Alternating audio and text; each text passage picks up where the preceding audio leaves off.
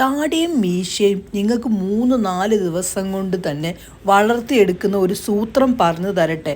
ഇതൊരു അടിപൊളി സംഭവമാണ്. ഇതൊരു ക്രീമാണ്. ഇത് നിങ്ങൾ ഡെയിലി ഉപയോഗിക്കണം. എന്താണ് സംഭവം എന്ന് പറയാം. നമ്മുടെ ക്രീം തയ്യാറാക്കാൻ നല്ലൊരു പാത്രം ഞാൻ എടുത്തു വെച്ചിട്ടുണ്ട്.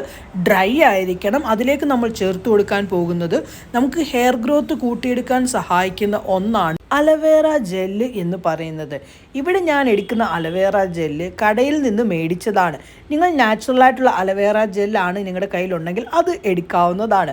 അങ്ങനെ ഞാൻ 1.5 ടേബിൾ സ്പൂൺ അലവേറ ജെല്ല് ചേർത്തിട്ടുണ്ട്. അലവേറ ജെല്ല് നമ്മുടെ സ്കിന്നിന് വളരെ നല്ലതാണ്. ഹെയർ ഗ്രോത്ത് കൂട്ടിയെടുക്കാൻ എളുപ്പം സഹായിക്കുന്നതാണ്. അതിലേക്ക് ഇനി അടുത്തതായിട്ട് ഞാൻ ചേർത്തത് 1 ടേബിൾ സ്പൂൺ നമ്മുടെ വെളിച്ചെണ്ണയാണ്. അതെല്ലാം കൂടി ചേർത്ത് നല്ല പോലെ ഞാൻ മിക്സ് ആക്കി എടുത്തിട്ടുണ്ട്.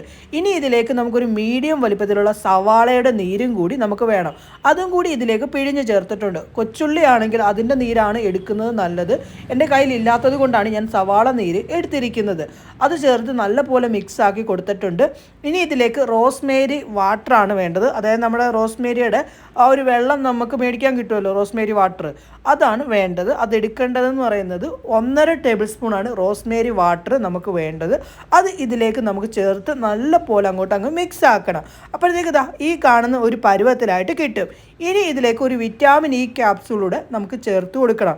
വിറ്റാമിൻ്റെ കുറവൊക്കെ ഉണ്ടെങ്കിലും നമുക്ക് ഹെയർ ഗ്രോത്ത് വരാൻ ചാൻസ് വളരെ കുറവായിരിക്കും.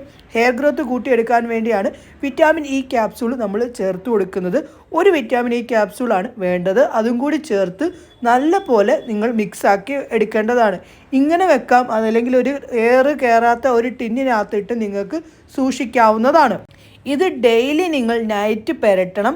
ഇപ്പം നിങ്ങൾക്കിപ്പോൾ താടിയാണ് വരണ്ടെങ്കിൽ അവിടെ നിങ്ങൾ താടി വടിച്ചതിന് ശേഷം ഈ ഒരു ക്രീം ഇടുകയാണെങ്കിൽ അത് റോട്ടിലേക്ക് ഇറങ്ങി ചെന്നിട്ട് നല്ല പോലെ ഹെയർ ഗ്രോത്ത് കൂട്ടിയെടുക്കാൻ സാധിക്കും. ഇപ്പം മീശ നല്ല തിക്കായിട്ട് വളരണമെങ്കിൽ ഒന്ന് ചെറിയ രീതിയിൽ തുമ്പൊക്കെ ഒന്ന് കട്ട് ചെയ്തിട്ട് ഈ ക്രീം ഇട്ടാൽ മതി. നല്ല പോലെ നിങ്ങൾക്ക് മീശയും വളർത്താം. പിന്നെ പിരിവമാണ് വളർത്തണമെങ്കിൽ ഒന്ന് ത്രെഡ് ചെയ്തതിന് ശേഷം നിങ്ങൾ ഈ ഒരു ക്രീം ഇട്ട് കൊടുത്താൽ മതി. സംഭവം കിടുവാണ്.